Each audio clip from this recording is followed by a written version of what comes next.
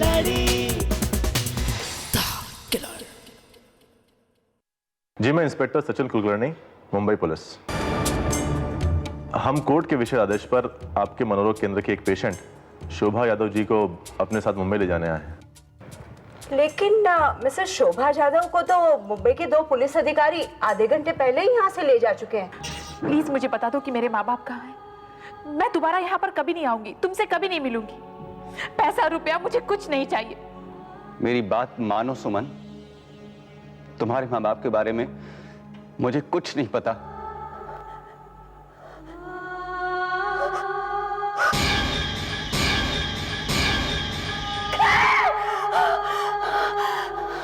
वसंत विहार नई दिल्ली के लक्ष्मी नगर के नारी मनोरोग केंद्र में। अच्छी तरह से याद कर लीजिए, क्योंकि पुलिस के सामने इसी जगह का नाम लेना है आपको। तन्नू डार्लिंग, यार मेरे दिमाग में एक बात आ रही है। मैं भी दिल्ली क्यों ना चला जाऊं? हाँ, चला जाता हूं। दिल्ली? क्या करने जाओगे दिल्ली? हाँ, किरण की मदद करने। अरे भाई, किरण की माँ का किडनैप हुआ है। अगर इस वक्त पे उसके सगे संबंधी काम नहीं आएंगे तो कौन आएगा? है क्या? हाँ। तुम किरण के सगे संबंधी हो? और क्या? अरे पहले कोर्ट को फैसला तो देने दो कि यही असली किरण है। हाँ, अपनी भतीजी। कर दी ना आम औरतों जैसी बात। अरे भाई, जब कोर्ट का फैसला आ जाएगा तो फिर तो सारे कूद कूद के उसके आगे पीछे कहेंगे हम तेरे सगे संबंधी हैं। लेकिन उस वक्त उसको क्या याद रहेगा? यही याद रहेगा कि जिसने आज उसकी इस वक्त मदद की है, वही याद रहेगा। क्यों? है ना समझदारी की बात? है ना दिमाग? है, दिमाग तो है। लेकिन उसके इलाज की भी जरूरत है। आप है ना, एक काम करो, दिल्ली जाने के बजाय ना आप आगरे चले जाओ, या फिर रांची या बरेली या फिर पुणे। क्या बुरा है? भाई वहां क्या है? वहां पागल खाना है।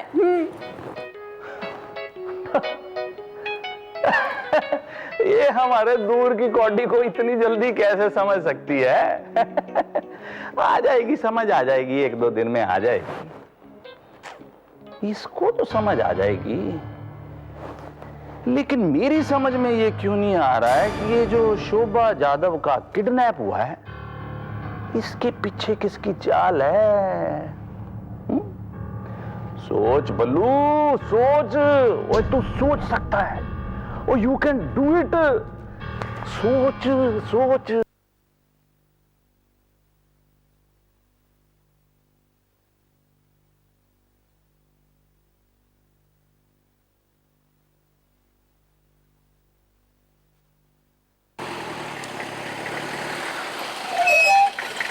अरे ये नाकाबंदी, लो एक और मुसीबत।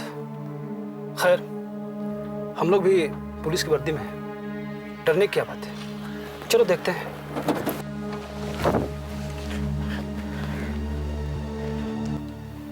क्या बात है सर, आज बहुत तगड़ी नाकेबंदी कर रखी है।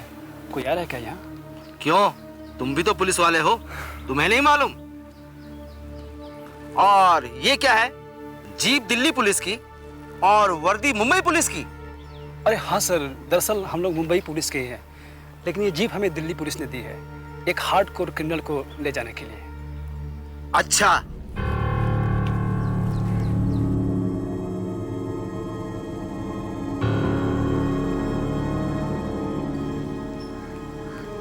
ये औरत क्रिमिनल है?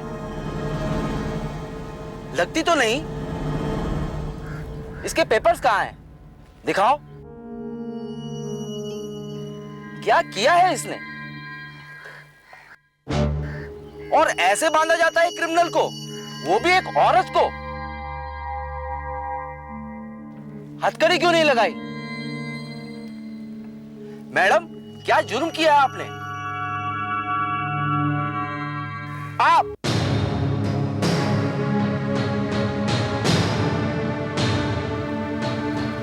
अरे वो औरत कहाँ गई? अरे पकड़ो उनको, पकड़ो। और कुछ नहीं मॉम, बस ऐसे लग रहा था कि कई दिनों से हम लोग साथ बैठकर हंसे ही नहीं हैं, जैसे हमारे पास बात करने के लिए कुछ है ही नहीं।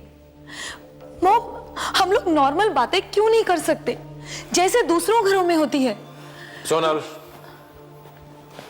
मम्मी वैसे ही बहुत परेशान है, तो उन्हें इस तरह की बात करके और परेशान मत करो। नहीं आलोक, पूछने दो उसे। आखिर उसने अपने मन की बात तो की। देखो सोनल, दूसरों के घरों में दूसरे नहीं रहते, सिर्फ अपने ही रहते हैं। लेकिन हमारे घर में तो तुम तो देख ही रही हो।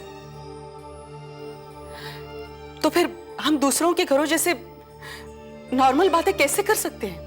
पर मॉम, मेरा दम घुटता है। मेरा भी दम घुटता है सोनल।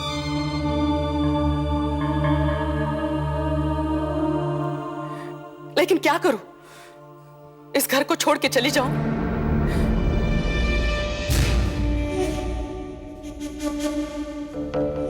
ताकि कैसे कैसे लोग यहां आकर जम जाए? नहीं, मेरे जीते जी मैं ये कभी नहीं करूंगी। घुमा फिरा कर क्यों सुना रही हैं आप मुझे? दीजिए, मैं सुन रही हूं। जो भी कहना है कह दीजिए। देखो प्लीज, बात बढ़ाने से कोई फायदा नहीं है, तुम जाओ यहां से। तुमसे कोई कुछ नहीं कह रहा है। नहीं आलोक, सुनने दो उसे। और क्या सुनना चाहती हो तुम मुझसे? तुम जैसी लड़कियों की औकात क्या होती है? या फिर तुम्हारे जैसी लड़कियों के जब पर कटते हैं तब वो जमीन पे नहीं गिरती, सीधा खाई में जाके गिरती है। तुमने क्या समझ लिया? अदालत ने तुम दोनों धोखेबाज लड़कियों को मेरे हस्बैंड की बेटियां मान लिया, इसका मतलब मैं भी वो मान लूंगी? कभी नहीं। और भी कई अदालतें हैं। मैं ये केस सुप्रीम कोर्ट में जाके लड़ूंगी। इसीलिए ध्यान रहे, तुम्हारे इस नाटक में कहीं कोई कमी ना आ जाए, वरना तुम ऐसे फंसोगी कि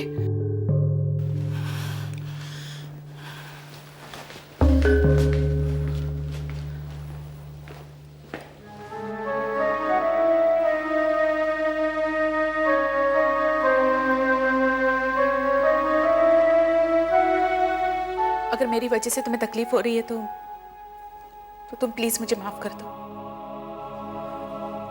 मेरा यकीन मानो, मैं जानबूझकर नहीं कर रही हूं। मैं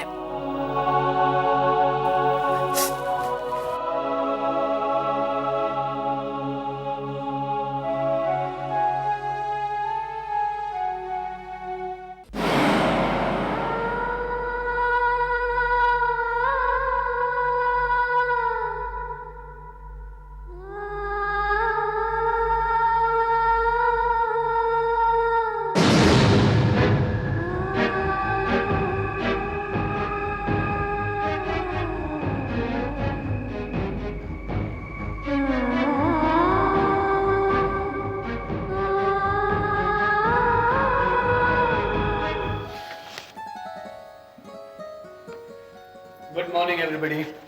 गुड मॉर्निंग।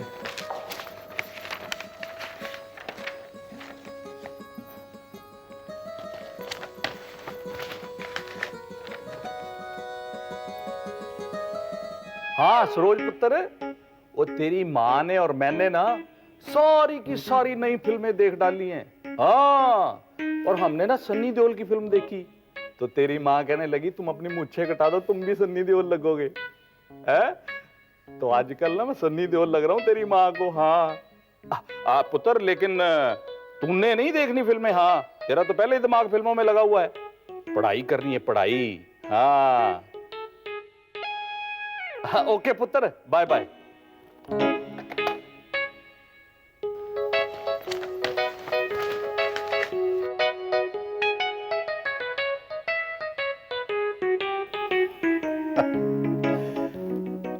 मौसम है सुहाना, बारिश का है जमाना, और दिल चाह रहा है गर्मा गर्म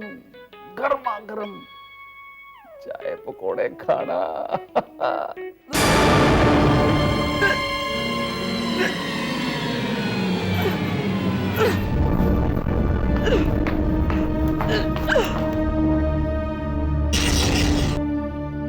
इसे क्या हो गया अचानक?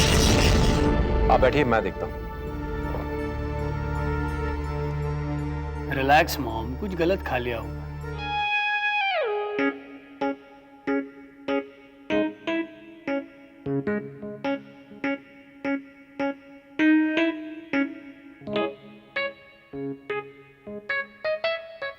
पुष्पा, पुष्पा, पुष्पा, तुम भी बड़ी अजीब हो यार। वैसे बात बात पर चिल्लाती रहती हो। आज तबीयत खराब है तो डॉक्टर के पास नहीं जा रही हो? क्या हो गया? हाँ, बात क्या है? ठीक है, अगर तुम नहीं बताना चाहती मत बताओ। मैं ऐसा करता हूं, डॉक्टर को ही यहीं ले आता हूं। आलोक, क्या?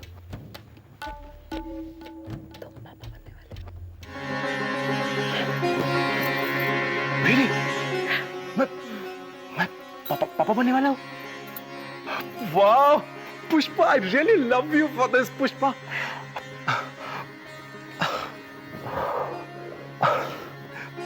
ठीक है, मैं एक काम करता हूं, मैं सबको जाके बताता हूं ये खुशखबरी, ठीक है?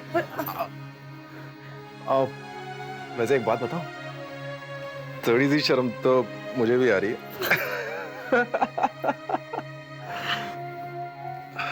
But I really love you for this.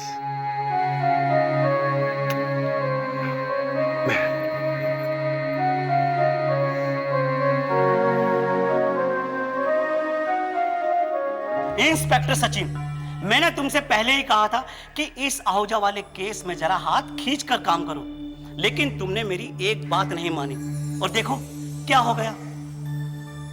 तुमसे पहले उस शोभा यादव को असाइलम से कोई ले गया। अब अगर उसे कुछ हो जाएगा तो पुलिस की बदनामी का जिम्मेदार कौन होगा? ऊपर वालों का जवाब कौन देगा? सब लोग सवाल तो मुझसे ही करेंगे ना। I am extremely sorry sir, लेकिन मैं मुझे तुमसे कोई सफाई नहीं सुननी। You may go now.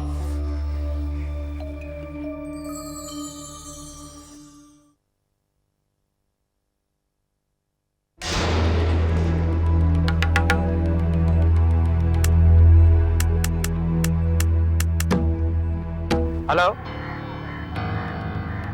जी, जी हाँ जी हाँ जी हाँ, मेरे असिस्टेंट ने बताया था आपके बारे में। आपका केस तो ड्रग्स ट्रैफिकिंग का केस है ना? थोड़ा मुश्किल है। क्या है कि ऐसे केसेस में जमानत नहीं होती, लेकिन अगर आप कीमत चुकाने को तैयार हैं तो ऐसा कोई भी काम नहीं है जो ना हो सके। नहीं नहीं नहीं, आपको फिक्र करने की जरूरत नहीं है।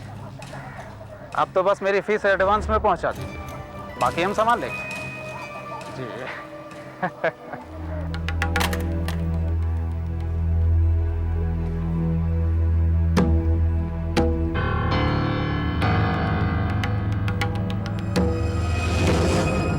और जादव, क्या काम हो रहा है? सर, तेजवानी की जमानत हो गई। क्या तेजवानी की जमानत हो गई? जी हाँ इंस्पेक्टर साहब, हमारी जमानत हो गई। क्योंकि जो कानून आपको एक मासूम इंसान को झूठे इल्जाम में गिरफ्तार करने का हक देता है ना, वही कानून हमें जमानत पर छूटने का भी हक देता है। थैंक यू लाल साहब, आपका ये एहसान मैं जिंदगी भर नहीं भूलूंगा। अब तेजवानी साहब, एक हाथ दूसरे हाथ को तो धोता ही है, और फिर एक ही पेशे में ये सब तो होता रहता है। चले? जी हाँ। बाय द वे इंस्पेक्टर, अपने काम के प्रति ईमानदारी बरतने में कोई बुराई नहीं है, लेकिन इतनी गर्मी मत खाओ कि आपके कानून में आप ही के हाथ चल जाए। इंस्पेक्टर सचिन,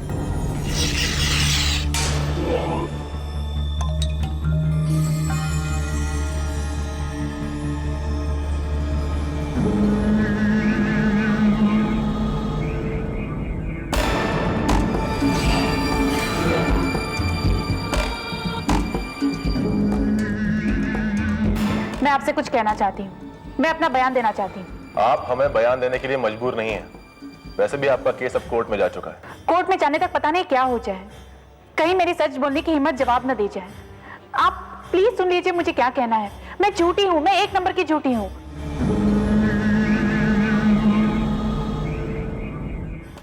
ये आदमी मुझे सच कहने से रोकता है, इसी के कहने पर मैं झूठ बोल रही हूँ। ये मुझे झूठ बोलने पर मजबूर कर रहा है। मेरे कहने पर? ये तुम क्या कह रही हो जानती हो? देखा देखा आपने ये आदमी किस तरह से बात करता है। ये बात नहीं करता है, सिर्फ धमकी देता है। लेकिन अब मैं बिल्कुल नहीं डरने वाली। मैं इसकी उंगलियों पर नहीं नाचूंगी, मैं इसकी कठपुतली नहीं बनूंगी, कभी नहीं। किरण, किरण तुम्हें तो मैं तुमसे नहीं डरती, मैं तुमसे बिल्कुल नहीं डरती। मैं पुलिस को सब कुछ सच बता दूंगी। मैं तुमसे नहीं डरती हूँ। देखिए ना, बदतमीज लड़की कुछ भी बकेदारी थी मेरे बारे में। अब कोई कब तक सहन करेगा भला? अब आप सहन करने की आदत डाल लीजिए वकील साहब, क्योंकि मैं आपको फिर गिरफ्तार कर रहा हूं और देखता हूं कि इस बार आप कैसे जमानत पे छूटते हैं।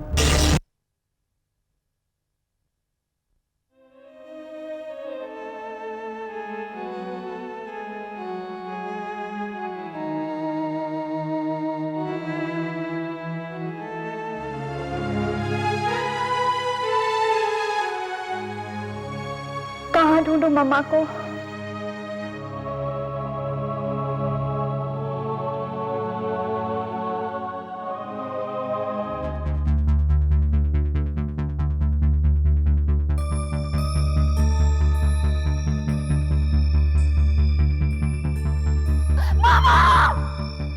मामा उठो मामा, मामा प्लीज उठो मामा, मामा प्लीज उठो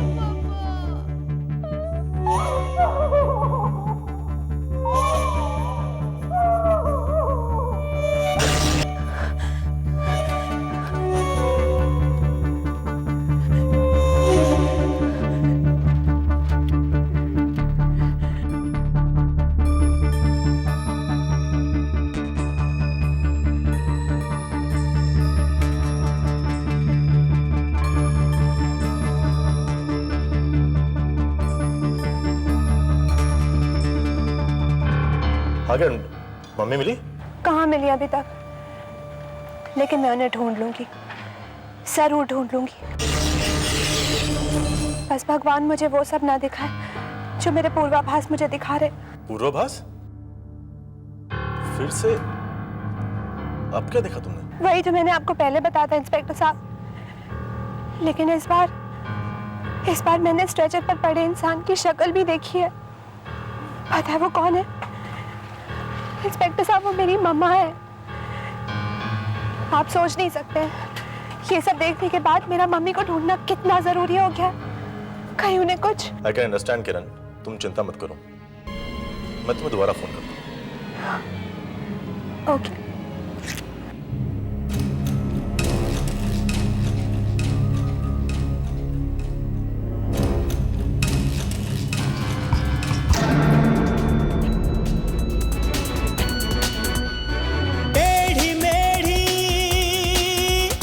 राह पे चलता ही जाए जो, लेके जा हथेली पे बढ़ता ही जाए जो,